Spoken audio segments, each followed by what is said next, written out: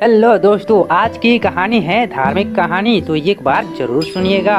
धर्म और आस्था मानव जीवन के अनमोल पहलू है। यह केवल किसी एक समाज या संस्कृति तक सीमित नहीं है, बल्कि हर मानव के दिल में गहरे बसता है। धर्म का प्रभाव न केवल आध्यात्मिक शांति प्रदान करता है, बल्कि यह जीवन के कठिन दौर में मार्गदर्शन भी करता है। हर धर्म की अपनी एक अलग कहानी है, पौराणिक कथा और शिक्षाएं होती है जो न केवल धर्म का महत्व बताती है, बल्कि उसमें छिपी ज्ञान और सत्यों को भी उजागर करती है। ऐसे ही एक अद्भुत धार्मिक कहानी है राजा हरिश्चंद्र की, जो सच्चाई, त्याग और धर्म की प्रतीक मानी जाती है। कहानी सत्य की कसौटी। राजा हरिश्चंद्र प्राचीन काल में त्रेता युग में अयोध्या नगरी का राजा हरिश्चंद्र धर्म, सत्य और न्याय के प्रतिमान माने जाते थे। उनकी प्रजा सुखी और संतुष्ट थी। राजा हरिश्चंद्र ने हमेशा न्याय और सत्य का पालन किया, चाहे परिस्थितियां कैसी भी हो। वे अपने बच्चों के प्रति इतने समर्पित थे कि उन्होंने कभी भी असत्य का सहारा नहीं लिया। सपना और परीक्षा का आरंभ है। एक रात राजा हरिश्चंद्र को सपना आया कि उन्हें सभी प्रकार की संपत्ति और सुख छोड़ने होंगे और एक साधारण जीवन व्यतीत करना होगा।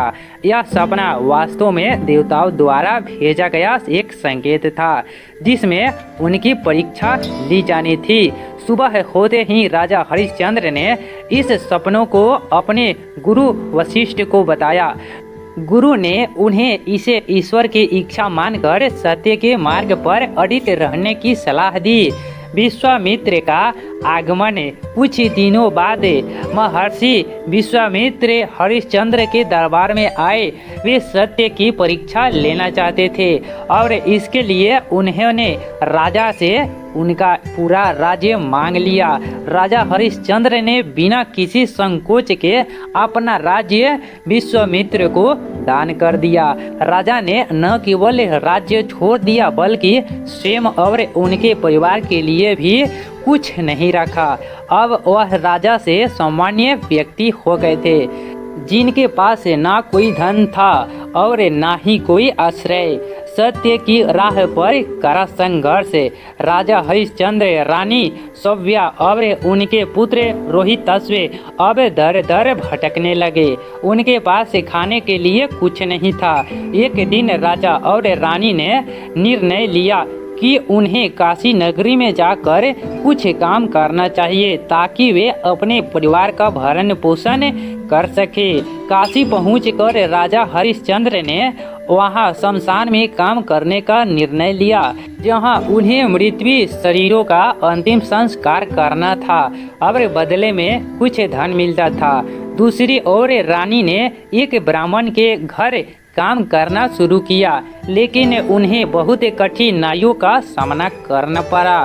पुत्र का दुखद अंत। एक दिन उनका पुत्र रोहिताश्व अचानक सांप के डसने से मर गया।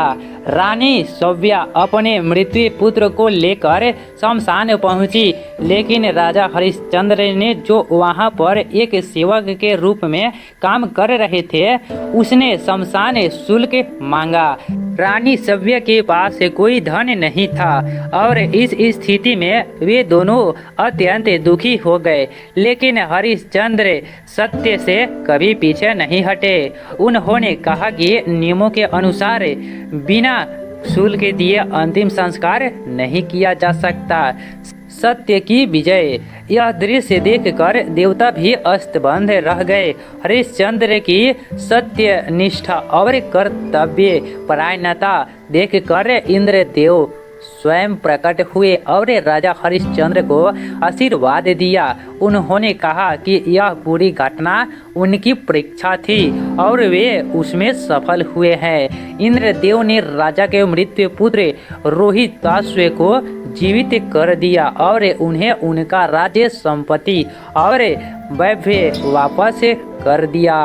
राजा हरिश्चंद्र ने फिर से अपना राज्य प्राप्त किया और धार्मिक धर्म निष्ठा और न्यायप्रिय हो गए। निष्कर्ष, राजा हरिश्चंद्र की कहानी धर्म, सत्य और त्याग का सर्वोत्तम उदाहरण है।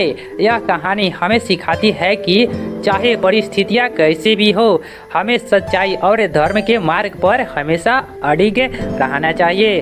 अंत सत्य की विजय होती है और जो सत्य के मार्ग पर चलते हैं उन्हें ईश्वर का आशीर्वाद अवश्य मिलता है। राजा हरिश्चंद्र का जीवन हमें यह प्रेरणा देता है कि सत्य के लिए किया गया हर त्याग जीवन को सार्थक बनाता है। इस कहानी के माध्यम से हम यह समझते हैं कि धर्म केवल अनुष्ठानों तक सीमित नहीं है, बल्कि यह हमारे कर्मों और आचरणों में भी परिलक्षित होना चाहिए। दोस्तों, आपको ये कहानी कैसा लगा प्लीज़ कमेंट करके ज़रूर बताना। मिलते हैं नेक्स्ट वीडियो में, तब तक के लिए बाय बाय। प्लीज़ इस वीडियो को शेयर जरूर।